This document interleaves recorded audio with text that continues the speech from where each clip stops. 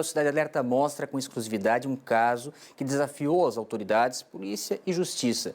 O empresário que chegou a forjar a própria morte para escapar de um processo de estupro em Balneário Camboriú. Veja na reportagem.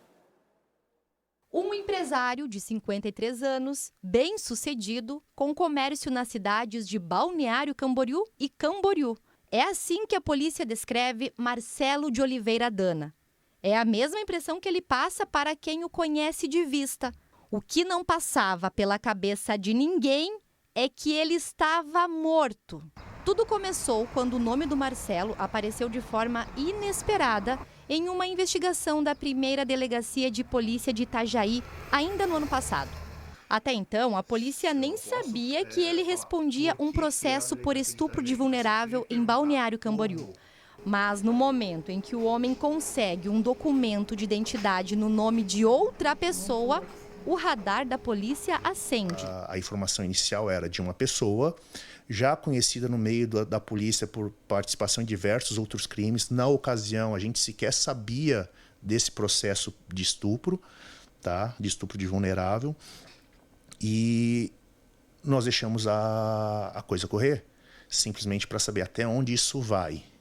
Até quando essa falsificação vai influenciar na nossa investigação.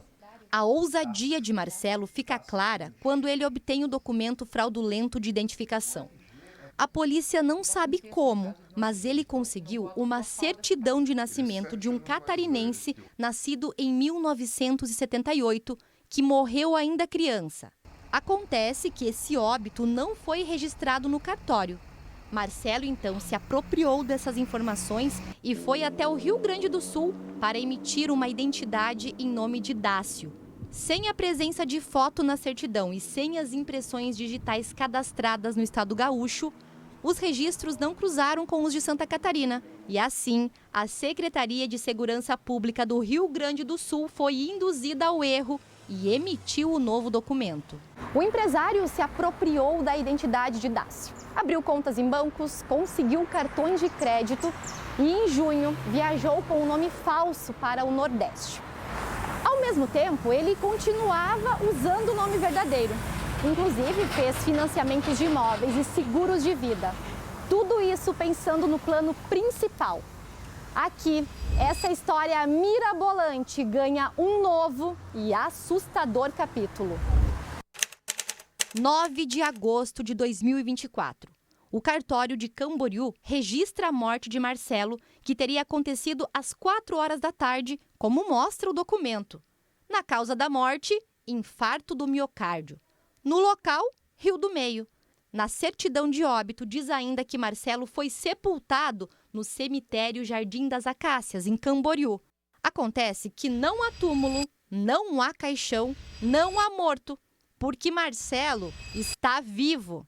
Bem vivo, por sinal. Segundo a polícia, ele forjou a própria morte para escapar do processo de estupro. Ele conseguiu forjar a assinatura e carimbo de um médico que atestou o óbito dele. O médico não teve participação, a gente já sabe que o médico não teve participação nisso. Ele conseguiu forjar também o sepultamento dele.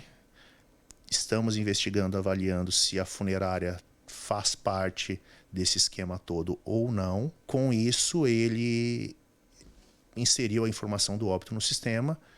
No próprio sistema da Polícia Civil de Santa Catarina, ele já constava como uma pessoa em óbito. Há ainda suspeita que ele tenha forjado uma ida do SAMU até a residência.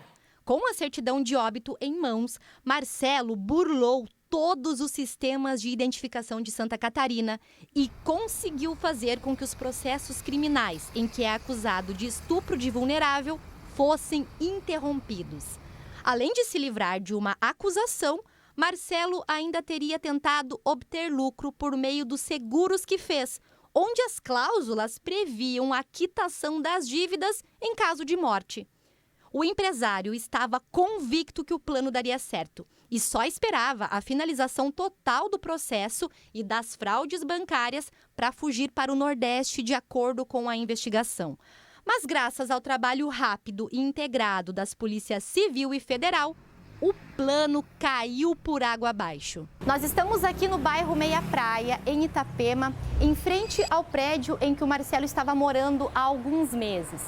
O apartamento em que ele se escondia fica no 3º andar e, segundo a polícia, era de um amigo dele. O edifício é de alto padrão e tem apartamentos que custam cerca de R$1,5 milhão, além de estar localizado a poucos metros da praia. Isso mostra que Marcelo levava uma vida confortável e luxuosa. Ele também circulava livremente por todas as partes do prédio e frequentava o comércio local.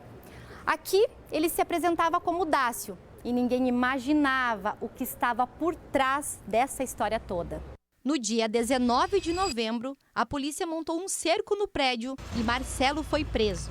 No local foram apreendidos celulares, computador, documentos, cartões de crédito e 2 veículos. Os materiais serão analisados pela polícia, que segue com a investigação.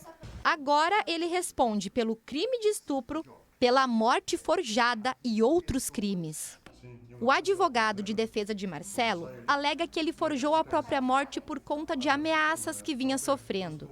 Ele afirma que não sabia que o cliente estava vivo e que, inclusive, essa tornozeleira eletrônica foi entregue a ele por familiares de Marcelo no dia em que recebeu o atestado de óbito do cliente.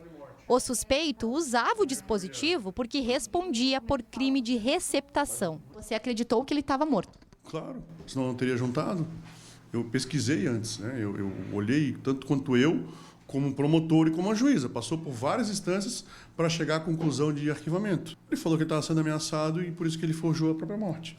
De acordo com a polícia, outras pessoas podem estar envolvidas, o que tende a agravar a situação. O delegado não descarta a participação de empresas, órgãos e instituições públicas que podem ter auxiliado o investigado nas falsificações.